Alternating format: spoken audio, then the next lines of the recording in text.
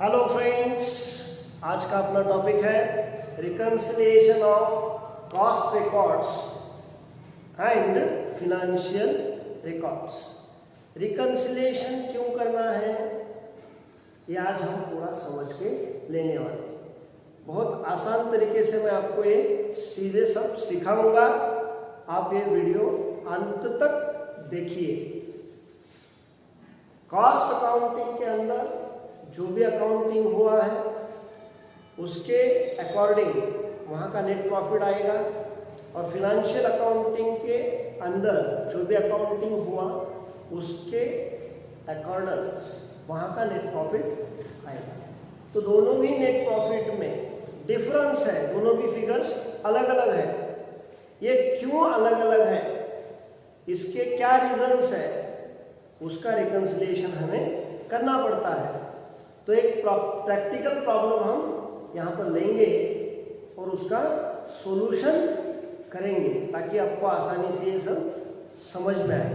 इससे पहले हमें एक्सपेंसेस का असर नेट प्रॉफिट के ऊपर क्या होता है और इनकम्स का असर नेट प्रॉफिट के ऊपर क्या होता है ये मालूम होना चाहिए।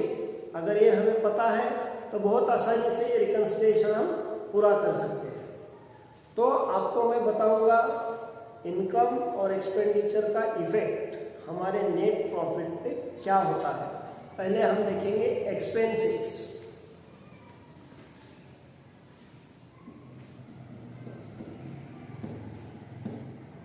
अगर कोई भी हमारा एक्सपेंस इंक्रीज होता है, बढ़ता है,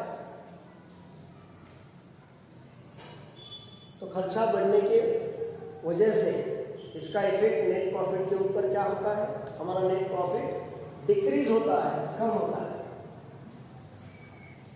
उसी तरह से कोई भी एक्सपेंडिचर अगर हमारा कम हुआ तो इसका नेट प्रॉफिट के ऊपर असर होता है, नेट प्रॉफिट बढ़ जाता है। एक्सपेंस डिक्रीज हो गया तो नेट प्रॉफिट ऑब्वियसली इंक्रीज होता है। अभी देखेंगे इनकम्स का असर नेट प्रॉफिट के ऊपर क्या होगा। इनकम्स नेट प्रॉफिट, कोई भी इनकम अगर इंक्रीज होगा तो net profit also increases. Income बढ़ा, नेट प्रॉफिट बढ़ गया। इनकम कम हुआ, इनकम डिक्रीज हुआ, net profit also decreases, net profit भी कम होगा।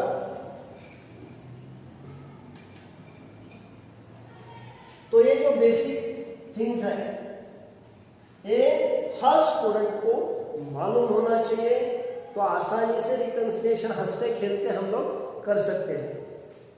ठीक है, let's begin.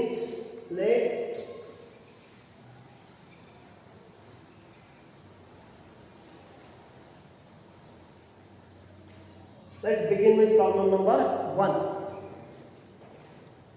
From the following information, prepare reconciliation statement. यहाँ पर दो प्रॉफिट्स हमें दिए हैं। Net profit as per financial records ₹1,28,755।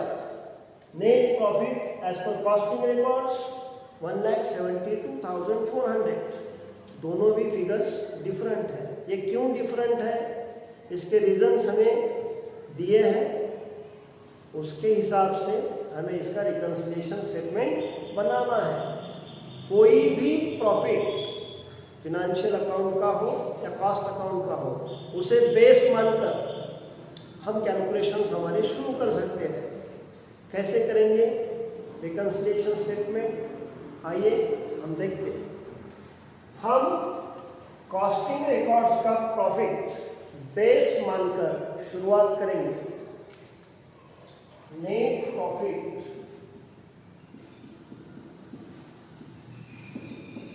As per cost record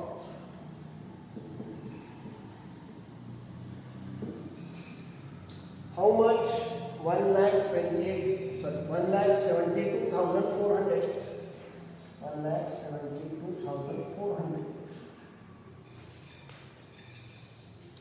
यहाँ पे कुछ चीजें ऐड होगी, और कुछ लेस होगी। फाइनल रिजल्ट हमारा क्या होना चाहिए? तो फाइनल रिजल्ट हमारा होना चाहिए net profit as per financial records.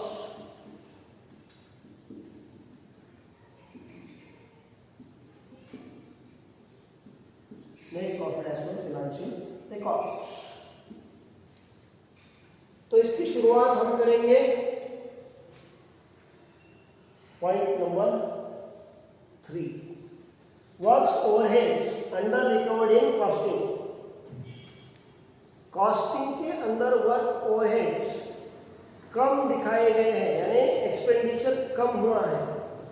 इसका मतलब फिनेंशियल अकाउंटिंग में ए एक्सपेंडिचर जो है वो बढ़ाया है। हमें किस तरह से चाहिए? As per financial records.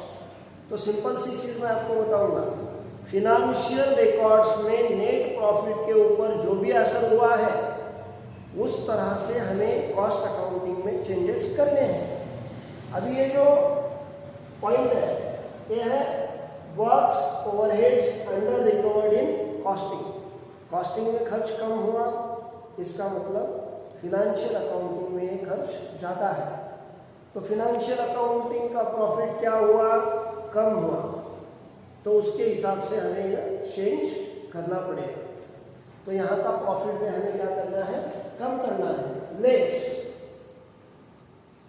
Work overheads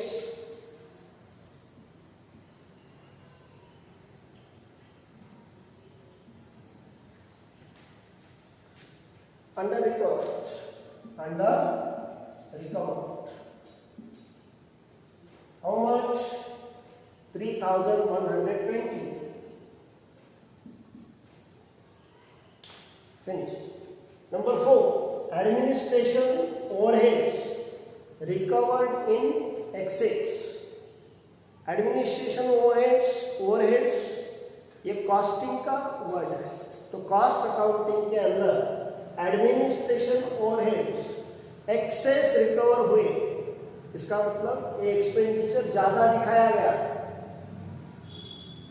तो हमें क्या समझ में आता है कि ये एक्सपेंडिचर फिनेंशियल अकाउंट में कम दिखाया है, तो वहां का जो प्रॉफिट है वो बढ़ा हुआ है, यानी इंक्रीज्ड है। तो उसके हिसाब से कॉस्टिंग का प्रॉफिट भी हमें इंक्रीज करना पड़ेगा। ऐड करेंगे, add administration overheads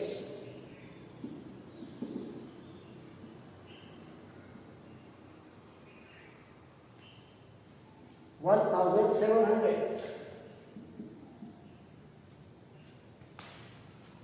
next depreciation charging financial records 11,200। Depreciation recording costing ₹12,500।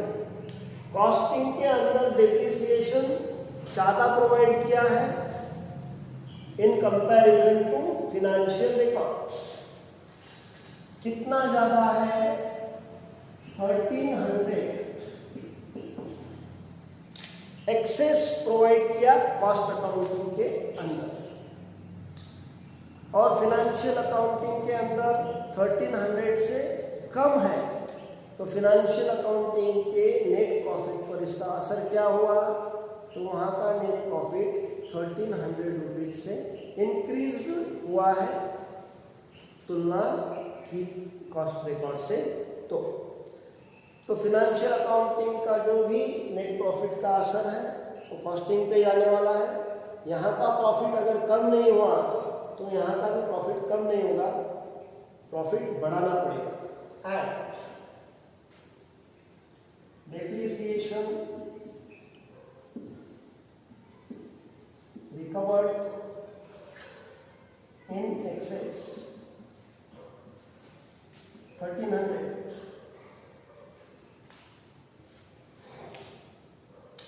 Point number 7, interest received but not recorded in costing। Interest हमें मिला है फिनेंशियल अकाउंटिंग के अंदर, इसका रिकॉर्ड हुआ है, फिनेंशियल अकाउंटिंग का प्रॉफिट इंक्रीज हो गया है, बट ये कॉस्टिंग के अंदर दिखाया नहीं है, तो कॉस्टिंग का प्रॉफिट बढ़ा नहीं है। हमें फिनेंशियल अकाउंटिंग के हिसाब से यहाँ पे चेंजेस करने हैं। तो फिनेंशियल अकाउंटिंग में इनकम बढ़ा, प्रॉफिट बढ़ गया, तो कॉस्टिंग के अंदर का प्रॉफिट भी हमें इंक्रीज करना पड़ेगा, बढ़ाना पड़ेगा। Add interest received,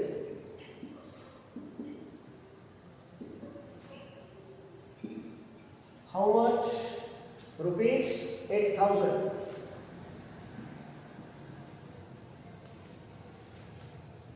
number next, losses charge in financial records. Financial records के अंदर लॉस चार्ज हुआ, यानी फिनेंशियल रिकॉर्ड्स का प्रॉफिट कम हो गया, तो कॉस्टिंग का भी प्रॉफिट हमें कम करना पड़ेगा। Less losses charge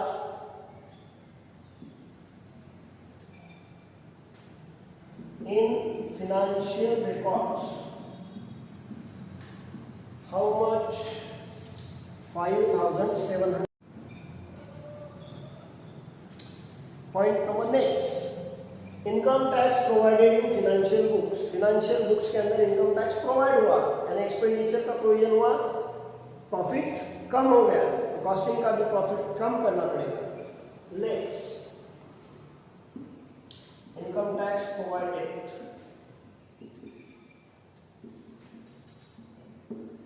provision, income tax provision 40,300, 40,300। Point number 10, bank interest credited in financial books. Financial books में बैंक इंटरेस्ट क्रेडिट हुआ, यानी इनकम प्लस हो गया, तो नेट प्रॉफिट इंक्रीज हुआ फिनेंशियल अकाउंट के अंदर, तो कॉस्ट अकाउंटिंग का भी नेट प्रॉफिट इंक्रीज करना पड़ेगा। Add bank interest credited,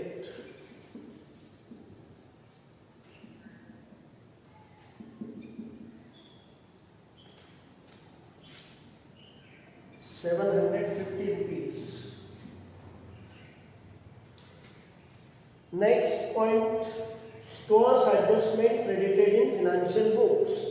financial books के अंदर क्रेडिट हो गया, यानी क्या हुआ? प्रॉफिट बढ़ गया, इनकम शो हुआ, तो कॉस्टिंग का भी प्रॉफिट हमें बढ़ाना पड़ेगा। Add stores adjustment,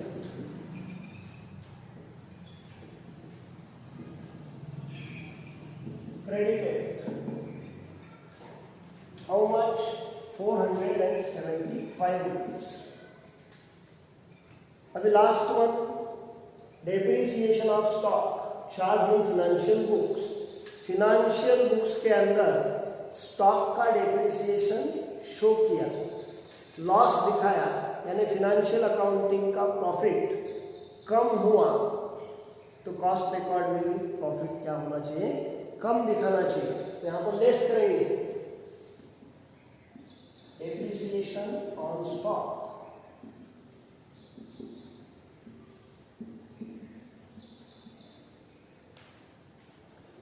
$6,750।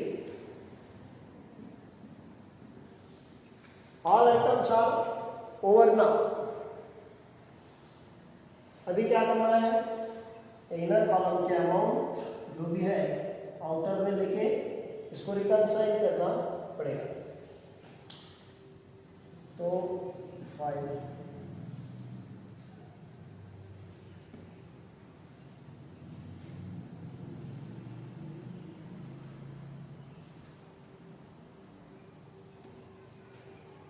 12,225। तो ये क्या करना है? ऐड करना है। 5 2 6 4 8 1 1,84,625। Now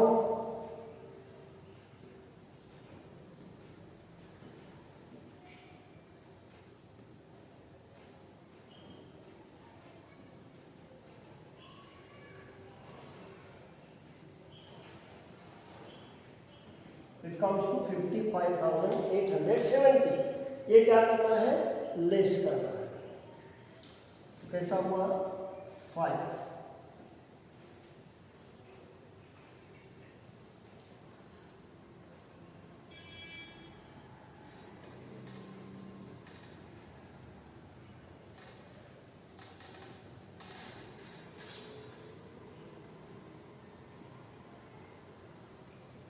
it comes to 1,28,750। तो हमें यहाँ पर जो दिया है फाइनेंशियल रिकॉर्ड्स का प्रॉफिट वो है 1,28,755। ये हमारा आ गया 1,28,755। इस तरह से हमने रिकंसिलिएशन पूरा कर लिया। तो स्टूडेंट्स आपको सिर्फ क्या देखना है कि हमें कौन सा प्रॉफिट चाहिए। तो इस प्रॉब्लम में हमें चाहिए था net profit as per financial records. तो हम फाइनेंशियल रिकॉर्ड्स के प्रॉफिट के ऊपर हर ट्रांजैक्शन का इफेक्ट क्या हुआ ये स्टडी किया, और वैसा उस तरह का जो इफेक्ट है वो कॉस्ट अकाउंटिंग के अंदर हमने दे दिया। इस तरह से रिकंसिलिएशन हमारा कंप्लीट हो गया। Thank you.